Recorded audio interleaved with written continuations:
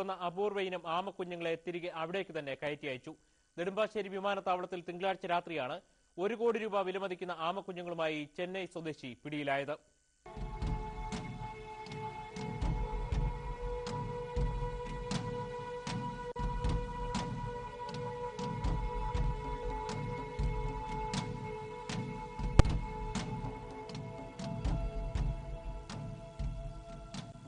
സിംഗപ്പൂരിലേക്കുള്ള silk air വിമാനത്തിലാണ് ആമക്കുഞ്ഞുങ്ങളെ തിരികെ കയറ്റി അയച്ചത്.